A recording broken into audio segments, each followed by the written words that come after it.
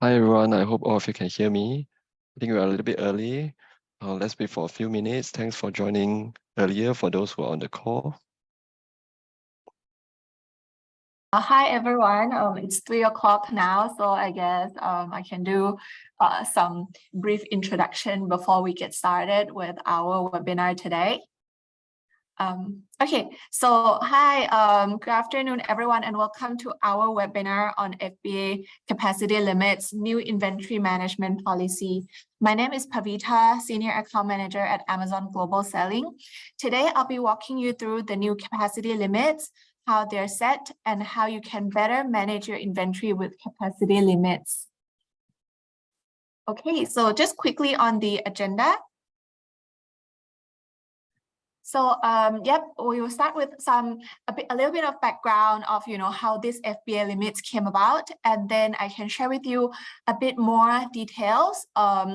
We will also cover some FAQ, and then we'll also leave some time at the end for me and my colleagues to answer your questions. So at any time during this presentation, if you have any questions, just feel free to leave them in the Q&A box, and then we'll either reply immediately or reply in the later part of this webinar.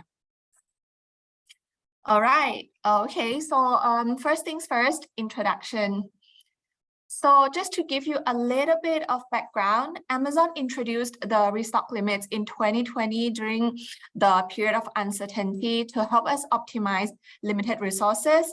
So since then, we have received a number of feedback on the limits and have invested to nearly double our fulfillment capacity.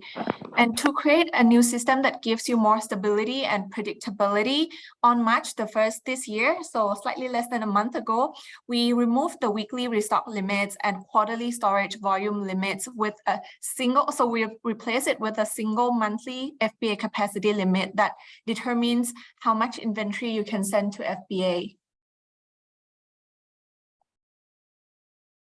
So just now I mentioned, like we first started this in 2020, right? And since then we received a lot of very valuable feedback. So let me share a little bit of some of the feedback we received, which you might, be able to relate yourself with.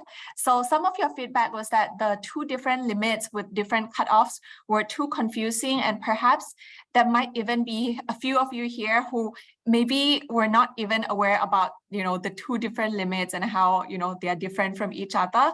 So here in the new system, right, we have replaced these two limits with a single monthly FBA capacity limits that determines how much inventory you can send and store at Amazon. Also, if you remember, last time the storage limit was valid for 3 months, and every new quarter will send you a reminder to improve your IPI score, or you'll be subject to storage limit, which will take you at least 3 months before it can be lifted. So in this new system, this will be done on a monthly basis. And on the restock limit side, last time this changes every week, so it could be difficult for some sellers to schedule restock.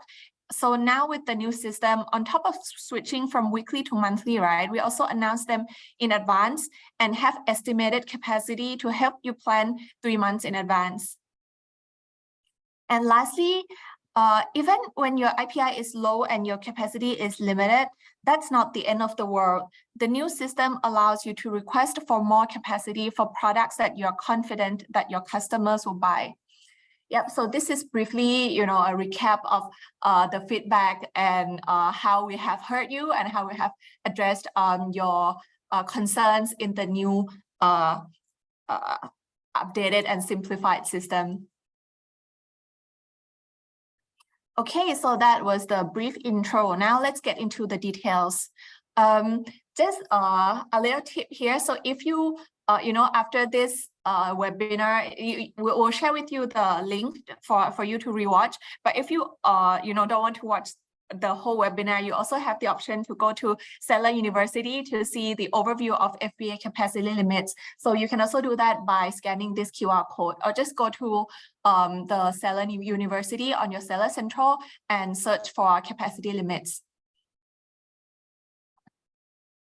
Okay, so yeah, this might look a bit busy, like it's a busy slide, but let me just share with you walk you through this process flows, right? Which explains how the previous process, so the one on top is the previous process, which we stopped using since earlier this month. And then the one below is the new process that we just started using. So as mentioned earlier, right, in the previous system, if your IPI is above 400, you won't be limited by the storage limit for the next quarter, but you may still be subjected to restock limit, which means you may not be able to inbound new stocks. And this refreshes weekly. So so if your IPI is below 400 at the cutoff date, right, you will be subject to storage limit for the next 3 months. And if you exceed the storage limit, you'll be charged overage fee. And if you exceed your weekly restock units, you won't be able to create a new shipment. So that was the previous system that some of you may be familiar with. Now let's take a look at the new process. So Amazon uses estimated sales, lead time, and IPI score to determine your capacity limit. On the third Monday of every month, you'll be able to see the limit for the next month and also the estimated capacity limit for 2 months after. For example, today's date is the 28th of March, which is already after the third Monday of the month. So if you go to Capacity Monitor, which is available on your inventory performance page on Seller Central, you'll be able to see your actual capacity for March and April and estimated capacity for May and June. If your on-hand exceeds the limit, then you'll be charged overage fee. If on-hand combined with open shipment exceeds capacity, you'll be blocked from creating new inbound shipment. Here's another quick summary of the previous limits and the new one. I'll just pause for a few seconds for you to briefly see through this table.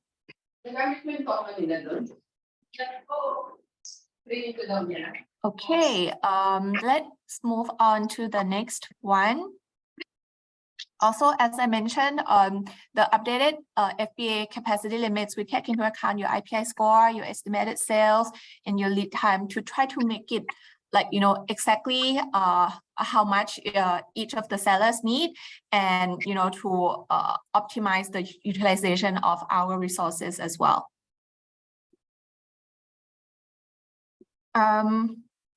Now, as I mentioned earlier, there are different factors, right, that determine your capacity limits. One of them is your account age. So for professional selling accounts that have been active in FBA for less than 39 weeks, which is roughly around 9 months, we don't enforce capacity limits on you yet. So to allow you to establish your FBA sales record without any limits, and then we can later use this data to determine how much capacity you need in order to grow. So this is some perks that, you know, you get as a new seller. And so for professional sellers who have been active in FBA for more than 39 weeks, you'll receive capacity limits based on IPI score and sales performance. So I would really highly recommend you to monitor and take action to improve your IPI score. So here's how Capacity Monitor looks like. You can find this tool by going to Seller Central and then Inventory and then Shipments, or you can go to your inventory dashboard as well. And then at the bottom of the page, right, you'll see this little gray bar that says Capacity Monitor. So you just have to click on it and then you'll see something like this in the screenshot, you know, this box on the left-hand side. So you can select on this capacity monitor, right? You can select different types of storage. At the top, on the left-hand side, you can see a simple chart like this box with different green colors that show you the inventory limits versus how much you have used, which is a combination of on-hand in the dark green color and open shipment in the light green color. And then the table on the right shows you the confirmed and estimated storage limits for the upcoming months. So at this point, right, you might have this question, what happens when I exceed the capacity limits? So first, if your on-hand and open shipment exceeds the capacity limit, you won't be able to create new inbound shipments. You'll also be charged overage fees if your on-hand exceeds capacity limit. Note that for overage fee, we only look at your on hand and not including your open shipment.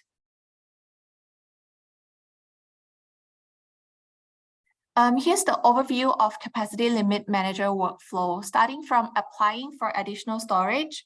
If approved, it means you'll incur reservation fee, but you can later use additional sales that you generate from the increased limit to earn performance credits and offset the fees. So the details will come in the following page.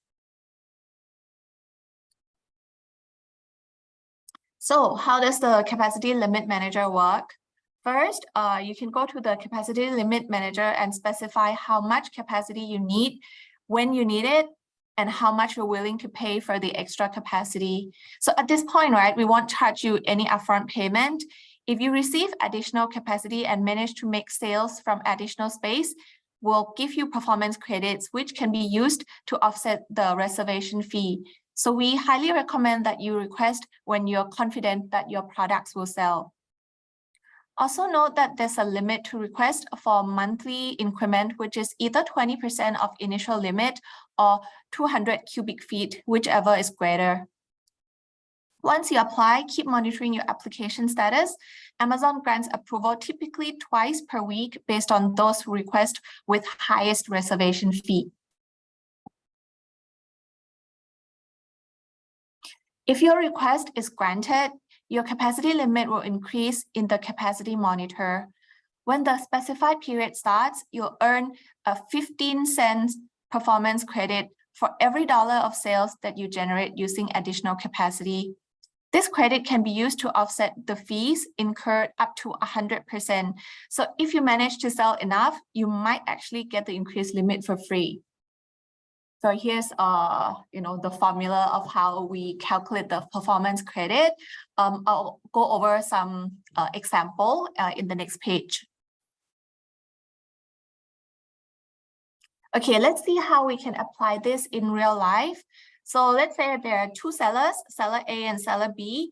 Both were granted 1,000 cubic feet, and they both applied for additional 500 cubic feet in addition. So as I mentioned in the previous slide, right, the limit to request is either 20% of granted capacity or 2,000 cubic feet, whichever is greater. So in this case, 500 is still less than 2,000, so it's still within the limit. So in the same week, right, seller A bid for $6,000 for the additional storage, while seller B bid for $5,000. Both were approved, and seller B was the lowest bidder among all that were approved. So both sellers pay $5,000 for reservation fee. So here comes the calculation, right, on the right-hand side. So this is a calculation of the performance credit and how you may actually be able to fully cover your charge with the credit. So we calculate this by adding the increased using the increased capacity limit divided by the total capacity, so your granted capacity plus the increase, and then multiply by the total sales you make within the period, and then multiply by 15% because you get the 15-cent performance credit for every dollar of sales that you generate using the additional capacity. So based on this formula, right, seller A gets a total credit of $5,250, which is more than the reservation fee, so he doesn't need to pay for the additional 500 cubic feet. Whereas seller B, he sold a little less, so based on the same calculation, his credit was $3,750, which means he has to pay the difference of $1,250.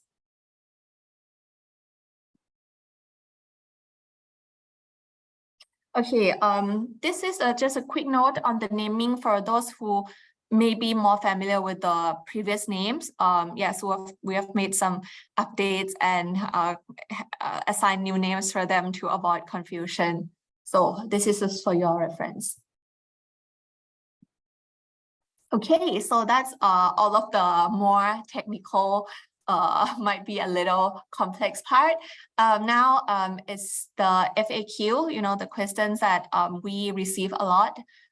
So first, what are the storage types? So in FBA capacity limits and FBA capacity usage, we determine by storage type. So you may have standard size, oversized, apparel, footwear, extra large. So each of them will have their own capacity limit, and this cannot be adjusted. So follow-up question you might have, right? Can I exchange capacity limit in one storage type for a capacity in another storage type? Because I understand some of you may use a lot of standard size, but you never use footwear or vice versa. But the answer is no, capacity cannot be exchanged between storage types. So you have to stick within your own storage type. Okay, another question on the cubic feet, because I understand that some of you might be more familiar with just counting it by number of units, how many units you can restock, right? But since this new system, we kind of combine the previous two systems, so you have to be familiar with the cubic feet. So you just basically multiply the length and width and height in inches to get the volume, and then you just divide that by 1,728, which is 12 cubic inches. So that's basically how you get the cubic feet. And just for your information, right? Because you can do your own calculation to estimate how much you send in, but at times we may verify your product weight and dimensions using representative samples from your inventory, and then what we measure will be used to calculate fees. Okay, I also understand that some of you may have MCF or multi-channel fulfillment, and you may wonder how does that affect your capacity limits. So the answer is that MCF orders are also included in your past and forecasted sales data, which is basically incorporated into the capacity limits calculation. So if you have MCF, right, you also see capacity for your MCF sales in the capacity monitor. Okay, and last but not least, how you might wonder how you can better manage your inventory with capacity limits. So I would recommend that first, if you have a lot of open shipments that you just for some reason created but you don't really intend to sell, you can cancel those shipments because it counts towards your total capacity usage. And then second, you should always try to improve your sell-through for your FBA inventory, because when you increase your sell-through, right, you can free up the space for new products, and also the sell-through rate affects your IPI score as well, which is what we use to calculate how much capacity limits you get. And lastly, you should also check your restock inventory page and follow the restock recommendations. So just make sure that you send the right balance, not to have too much excess inventory, but at the same time, try not to have out of stock as well, because both will impact on your score and definitely impact your sales performance as well. So that's it for my presentation today. Let me also have a look at the Q&A and address them. And at this point, you can still enter more questions if you have. Feel free to drop your questions in the Q&A box, and my colleagues and I will answer. And while you're still typing down your questions, right, I'd like to share some resources that you can use to self-learn about selling on Amazon, especially topics related to FBA, since we've just discussed it today. So yeah, so if you want to learn more about FBA inventory management resources, you can go to these QR codes to learn more.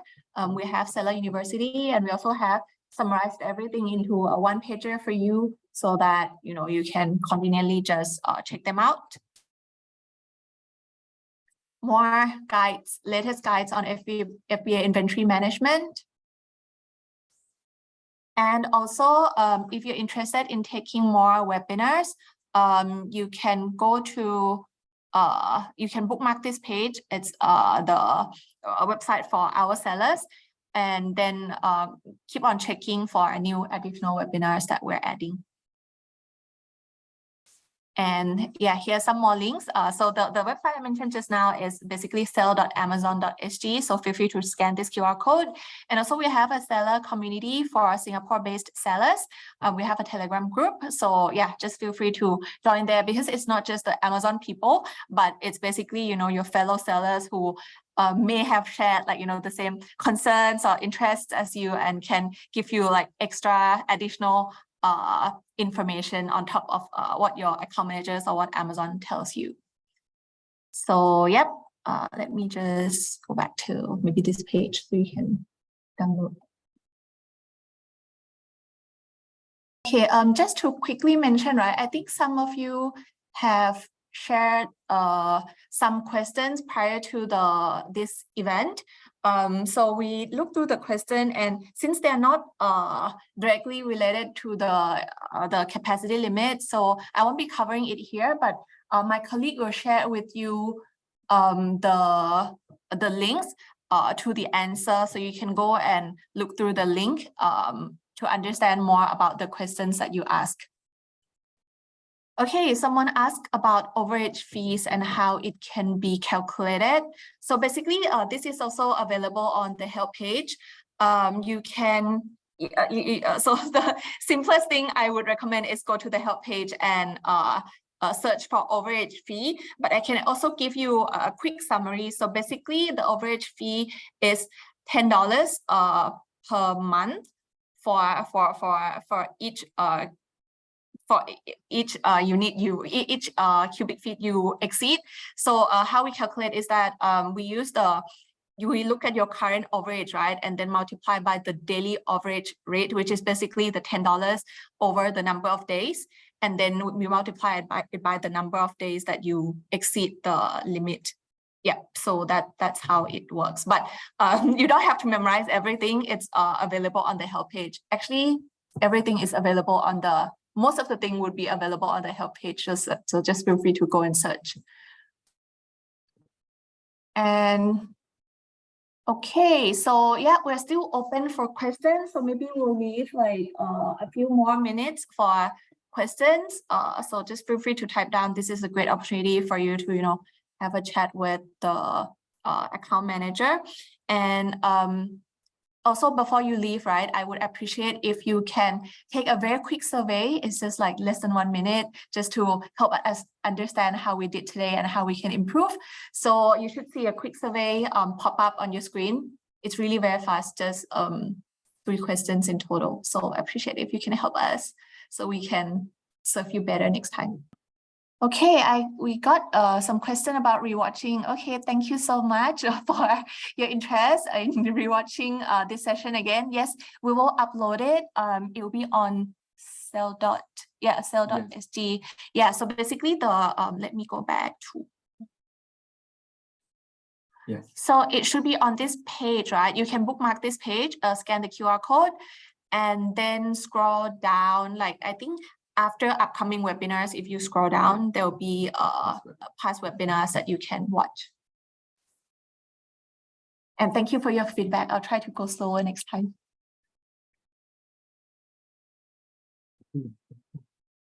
Yep, it's okay. I mean, you can take your time in typing.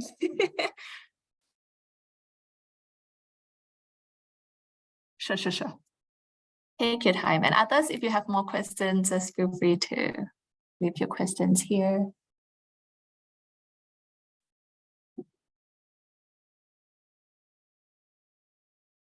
Yeah, and you know, while you're waiting for your friends to ask more questions, you can also help us complete the survey, please. We'll try to do better next time, but we need to understand, you know, how we did today. And if you have any suggestions, right, this is also something we would really love to learn about you, because we are really trying to improve our webinars this year.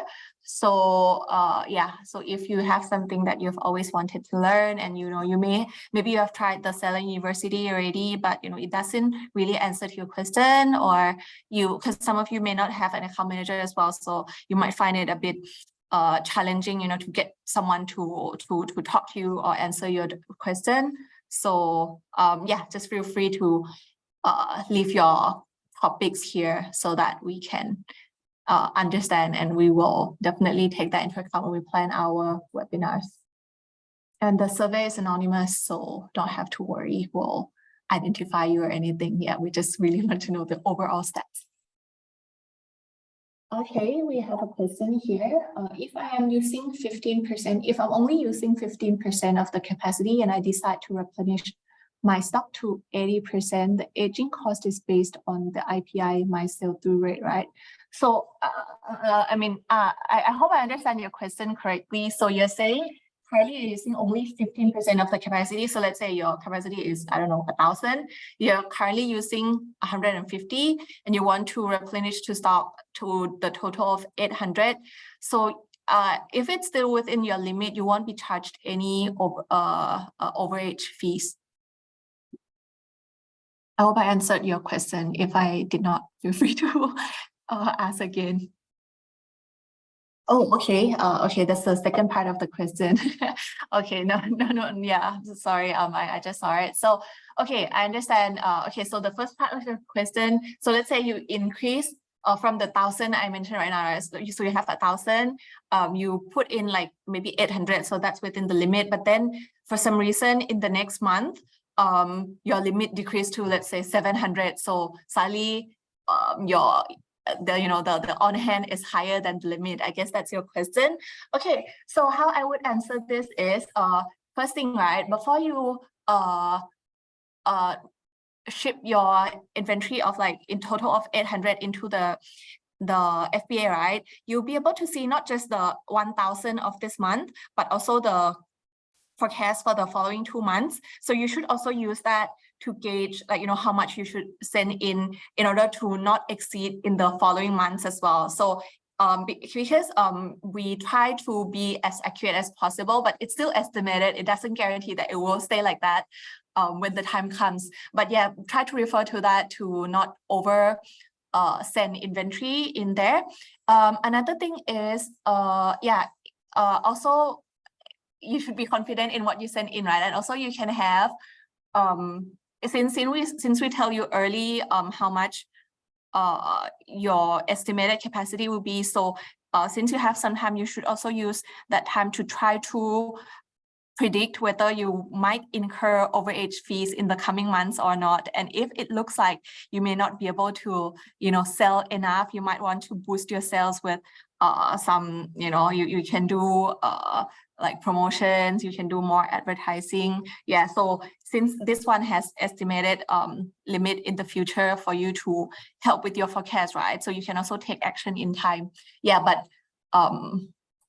so sorry. So let me repeat the question again, because I think since this one was in the chat, not everyone can see it. So the question was that, so if the limit was given, so I'll just simplify the question just for the purpose of sharing.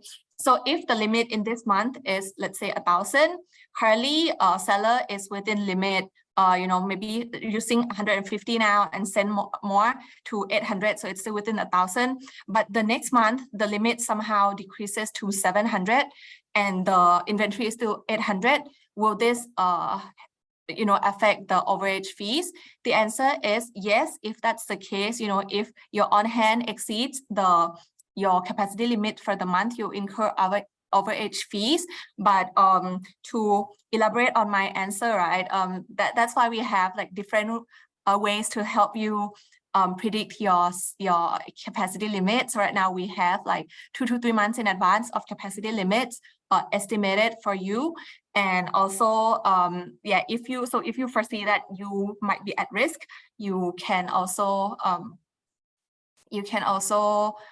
do like different strategies to help boost your sales. And also we have the capacity limit manager to help you ask for higher limit as well.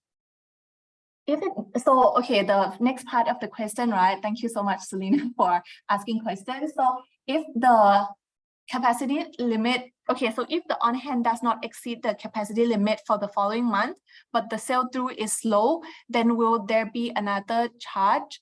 Okay, so this one will not be within the capacity limit, but you can look through the FBA inventory dashboard. So there is also another kind of charge for aging inventory.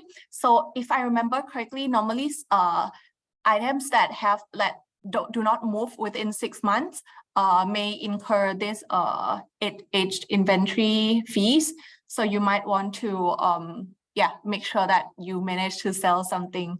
Yeah, so low sell through itself that doesn't have a fee unless you fall into these criteria. You can check on the help page of Seller University.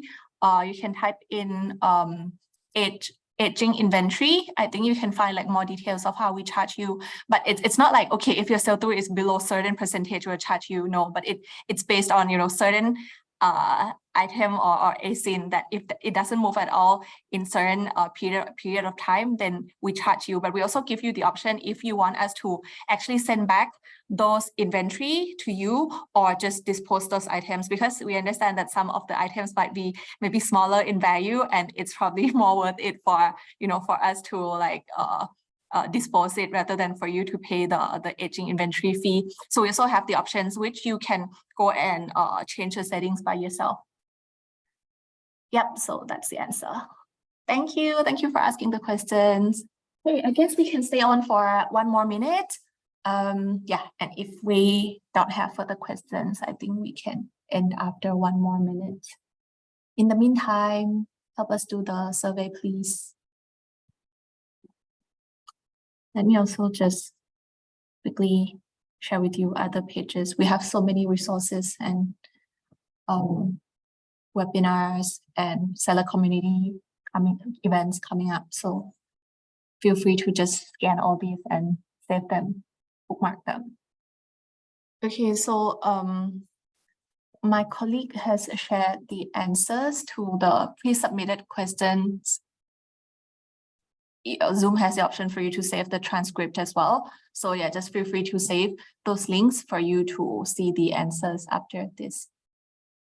Okay, so on the second question, right, actually it was covered in this presentation, but yeah, so let me just go back to the page. So how to earn credit, and this credit can settle the bidding fee, right? Yep, so it's actually this page.